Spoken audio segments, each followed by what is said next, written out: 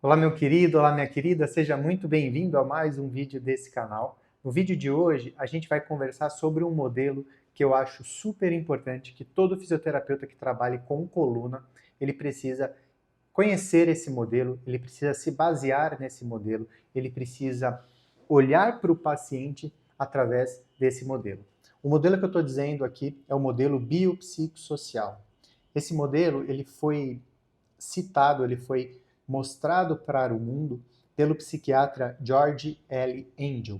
E isso já faz muito tempo. Foi em 1977, numa revista científica, onde esse psiquiatra ele traz para nós essa visão, esse modelo, aonde ele consegue demonstrar a interação de outros fatores na dor do paciente.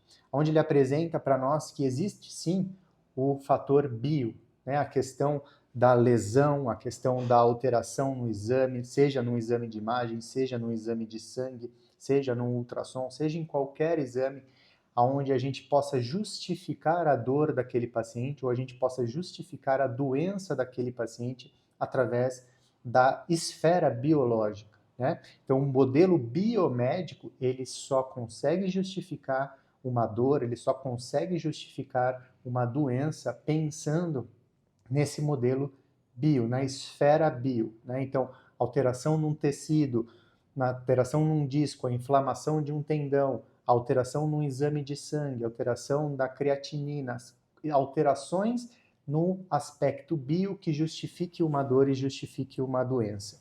E esse psiquiatra, lá em 1977, ele traz para nós esse modelo, onde ele traz também a esfera psico e social. Então, o aprendizado, as crenças, as memórias, as emoções, a ansiedade, depressão, estresse, o comportamento do paciente, então, um paciente mais preocupado, mais hipervigilante, um paciente mais catastrófico, que exacerba tudo o que está acontecendo. Isso também pode influenciar na intensidade e na duração da dor. Assim como o relacionamento desse paciente com sua família, um problema financeiro, um status social, o relacionamento com esse paciente com as pessoas da sua comunidade, do seu trabalho, da sua igreja, do seu centro espírita, do seu templo, tudo isso pode influenciar na intensidade, na duração e como a pessoa vai se comportar perante a dor. Então esse psiquiatra, ele traz para nós uma visão muito mais ampla do que o modelo biomédico, onde se existe uma lesão, se existe uma alteração no exame, isso justifica a dor.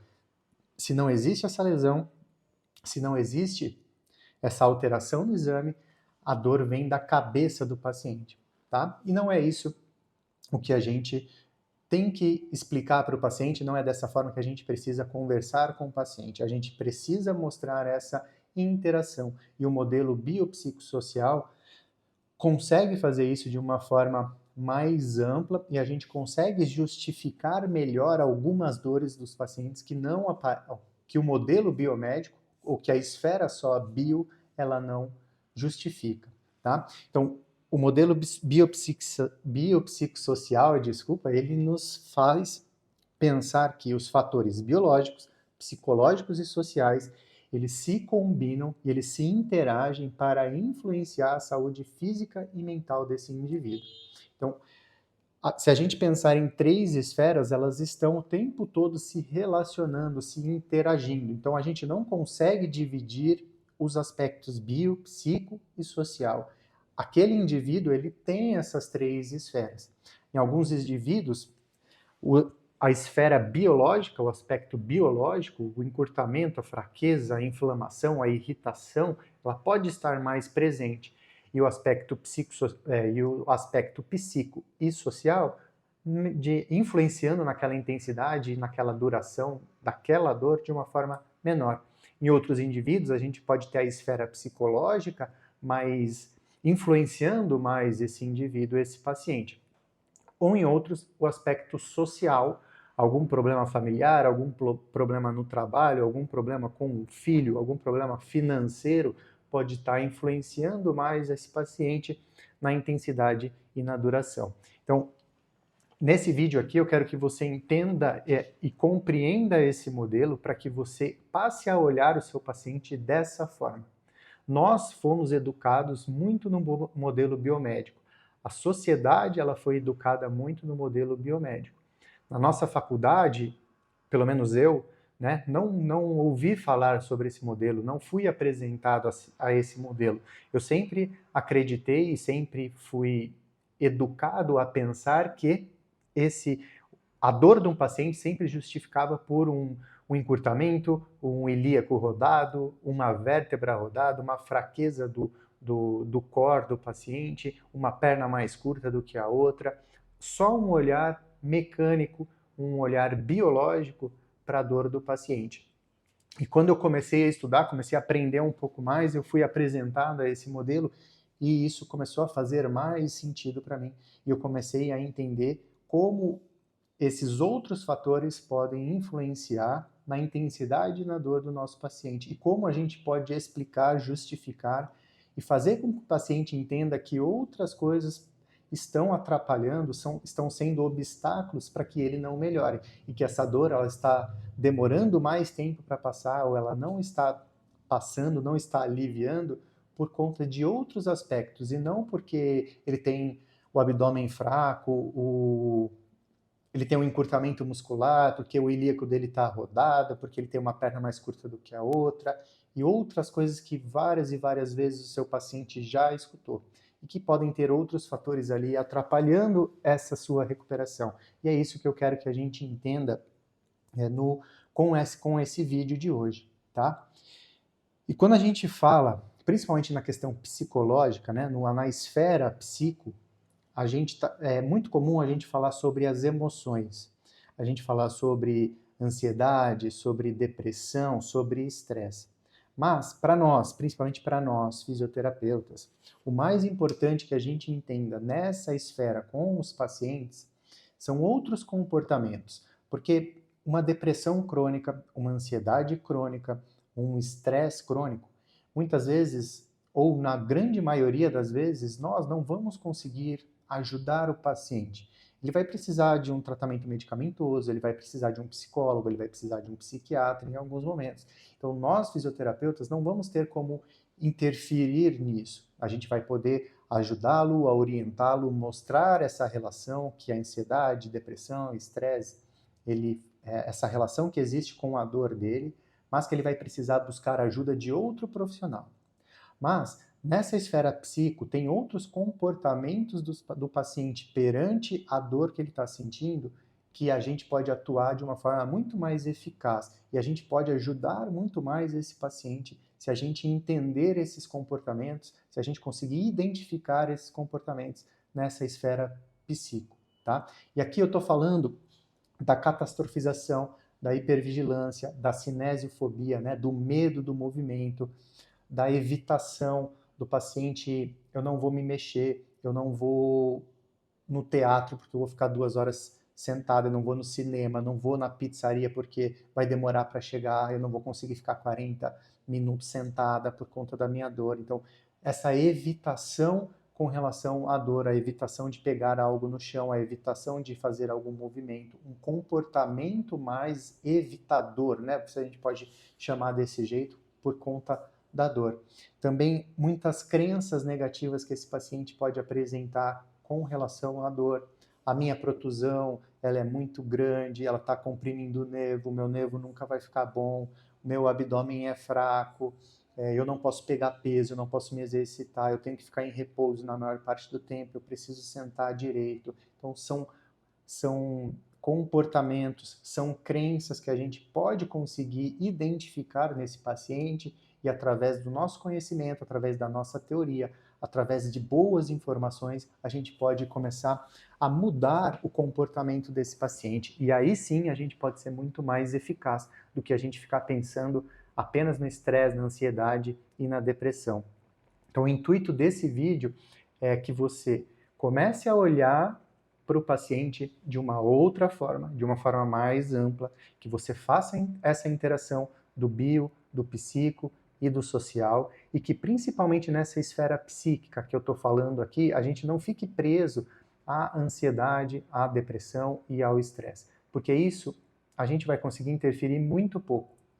Mas, se a gente olhar para esse comportamento do paciente, que eu falei para vocês num vídeo aqui sobre o paciente crônico, tá? Então, se a gente conseguir olhar para essas esferas da ansiedade, da catastrofização, desculpa, da hipervigilância, do medo do movimento, da evitação, dessa baixa autoeficácia, desse baixo enfrentamento de querer se recuperar, nós fisioterapeutas vamos conseguir ajudar muito mais esses pacientes. Então, o intuito sempre é olhar para isso e incentivar o seu paciente a se mexer, a passar boas informações para quebrar as suas crenças, para que ele se torne menos hipervigilante com a posição que ele senta, a forma como ele vai se abaixar, a forma como ele protege a coluna, que ele diminua a preocupação que ele tem com o que está acontecendo, para que ele se torne um pouco menos catastrófico com relação à dor dele. Então, a gente precisa interferir nessa esfera desse jeito, querendo mudar o comportamento do paciente perante a dor. E a gente entendendo isso, a gente já consegue ajudar mais esses pacientes, muitas vezes mais do que se a gente fortalecer a coluna, se a gente manipular e corrigir um ilíaco que está anterior, se a gente manipular e corrigir uma vértebra que está rodada. Enfim, trabalhar com alongamento, a melhorar a flexibilidade desse paciente. Se a gente conseguir identificar em qual esfera esse paciente está mais presente, qual esfera isso está influenciando mais a dor dele, melhor a gente vai conseguir ajudá-lo, mais assertivo nós vamos ser na nossa terapia. E se você já me acompanha por um tempo, seja aqui ou seja no Instagram, você sabe que eu falo para vocês que nós não devemos ser um fisioterapeuta de uma nota só, ou seja, que a gente só trabalha com esse paciente de um jeito. Eu sou osteopata, eu sou quiropata, então eu só manipulo, eu sou maquenzista, então eu só faço movimentos repetidos. Isso eu não acredito que a gente consiga ajudar a grande maioria ou todos os pacientes se a gente pensar de uma única forma.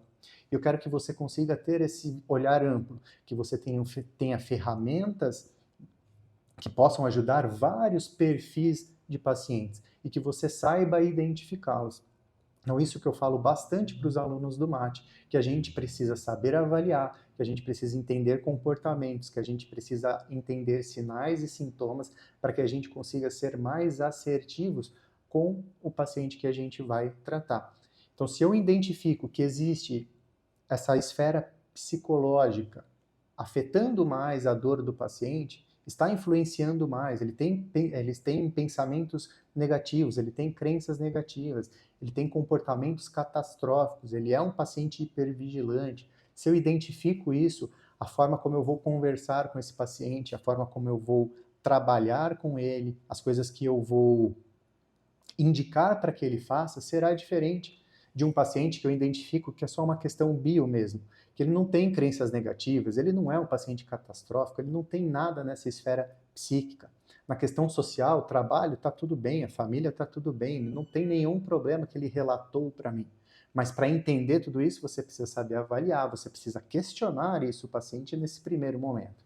Porque se você não questionar, você não vai ficar sabendo disso. E você sempre vai achar que a dor do paciente é porque ele está com o abdômen fraco, ou porque ele não tem um alongamento, ele não tem a flexibilidade necessária, porque a vértebra está rodada, porque o quadril está fora do lugar, enfim, a gente vai só justificando a dor do paciente, ou por uma alteração no exame de imagem, pela protusão, pelo abalamento, mesmo que isso não justifique a dor do paciente.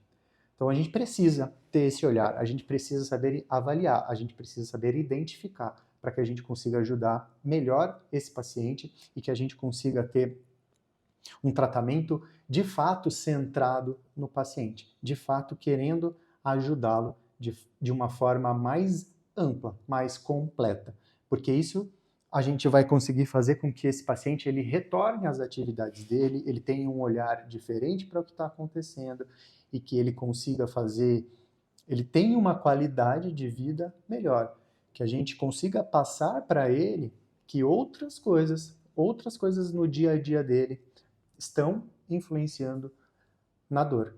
E quando ele mudar esse comportamento, quando ele conseguir olhar também para isso de uma forma mais ampla, ele vai entender que a dor dele aumentou, se a dor dele aumentou, muitas vezes pode não ser porque inflamou mais, porque ele machucou mais aquilo que está acontecendo.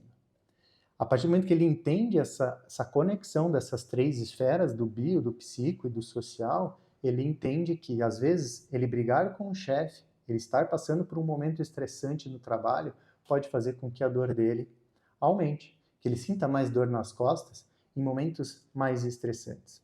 E o que a gente pode fazer com isso, quando a gente traz isso à tona para o paciente, a gente explica isso para ele? A gente pode dizer para ele, olha, momentos estressantes vão acontecer, momentos estressantes não estão sobre o nosso controle.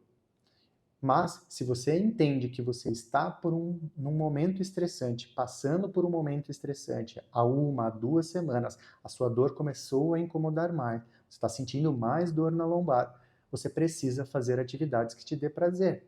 Você precisa desestressar. E não precisa pegar tudo e viajar para a Disney. Você pode escutar a música que você gosta. Você pode escutar mais vezes as músicas que você gosta. Você pode voltar a assistir os seriados que você gosta. Você pode ir no seu restaurante favorito. Você pode assistir o filme que você adora.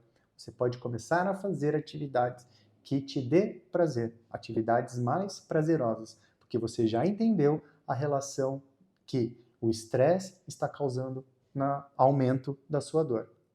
E para gerenciar isso de uma forma melhor, faça atividades que te dê prazer. Vá correr no parque.